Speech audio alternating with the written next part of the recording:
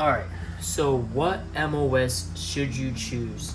This is probably one of the most important decisions you have to make when you're joining the military in general. Specifically, I'm in the Marine Corps, so I'm going to speak about my experience with choosing my MOS, why I chose my MOS, just the different type of things that you should take into consideration when choosing your MOS.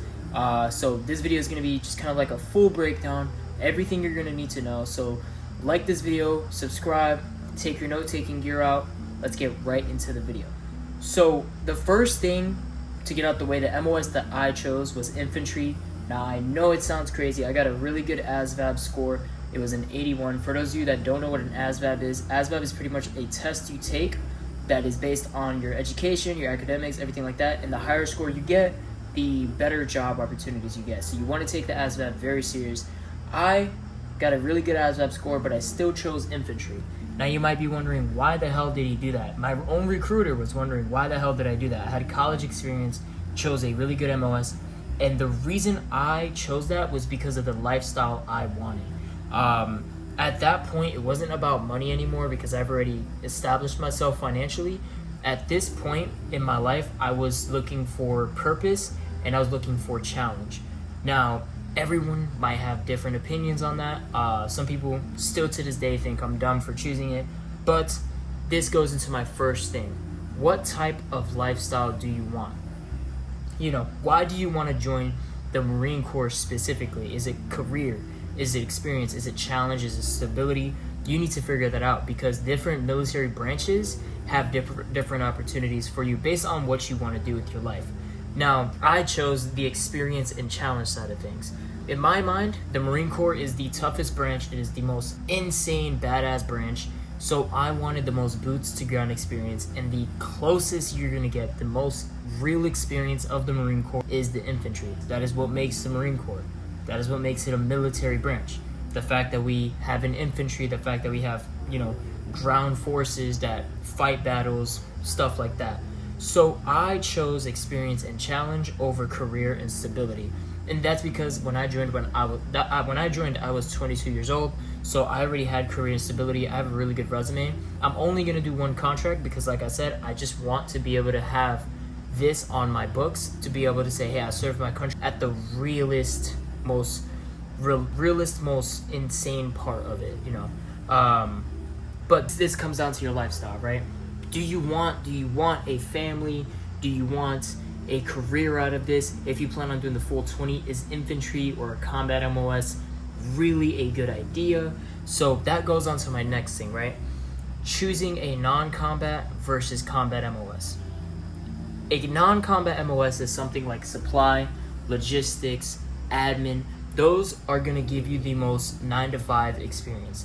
That's going to be the thing that you choose when you are off work. If you want a family, if you want a work-life balance, choose a non-combat MOS. I always implore this because people think you can join the military and live a normal life. No, your life will get crazy. I am almost never free, especially in the infantry. I am in the field a lot. I am always conducting different operations, and I am gone for weeks at a time. So the non-combat version of the Marine Corps is the thing. Depending on the MOS, you'll still go to the different field ops here and there, but for the most part, it is the closest you're going to get to a work-life balance. At the end of the day, you get off work, you go home to your wife, you get that on-base housing. If you do have a wife, or dependents, you get to, have days off, have leave, all of that fun stuff that a regular job would give you, plus whatever military benefits, which is why a lot of people join the military. If you have a wife or a kid, you're going to have a freaking house for free. And you're gonna have like free food, things like that. But that's when I would choose non-combat. Now, if you're single, young, and looking for an experience, if you're looking to be a Marine, that's when I would recommend choosing combat MOS. That is going to be the most challenging, most sheer part of your career. You can still do a career part of it. I'm off work right now. You still get off work, but it is more, how do I say this? It is more involved than any other MOS because you are directly training to kill the enemy. You're directly practicing what the branch is literally made to do. So you're going to be the busiest out of all of them. And that is just facts. A combat MOS, expect to have long days, expect to have moments where you're working up to a deployment and you have long days, long field ops. I just got off a week-long field op and I have a 2-day field op this week. So expect to give your life to the core if you choose a combat MOS. That might not be for everyone, and that is okay. That's why you want to figure out if you want a non-combat or a combat MOS, right? Combat MOS is something for, like I said, young people that are single, because if you want a wife and kid with a combat MOS, you are going to be away from them a lot. When you go to deployments, you're going to be away from them from 9 to 12 months, maybe 15 months. Your life is also at risk, which you need to take into account at the end of the day. I'm single. I don't have anybody that I'm going home to at the end of the day. I, of course, have a mom, a brother, and stuff like that. But for the most part, it's just me. And that's why I chose the combat MOS. Now, if I had a girlfriend or somebody I planned on making my wife, or if I had children, no way was I going to choose a combat MOS. The next thing you want to consider is if you want a long-term career or not. So this is a very big part of your decision making, because if you want a long-term career, you need to choose an MOS that's going to give you career experience, like engineering, firefighting, electrical, things like that. The Marine Corps can give you some insane certifications. If you don't plan on doing a long-term career, what do you want out of the Marine Corps? Do you want certifications out of the Marine Corps? Do you want just an experience, just a bucket list thing to check it off? If you're not doing a long-term career, I'd recommend still going for a non-combat MOS that's going to give you certifications.